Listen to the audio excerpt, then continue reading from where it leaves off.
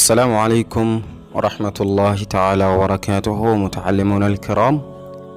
في هذه الدرس إن شاء الله تباركه وتعالى ننظر أحكام تجويد القرآن برواية حفص عن عاصم.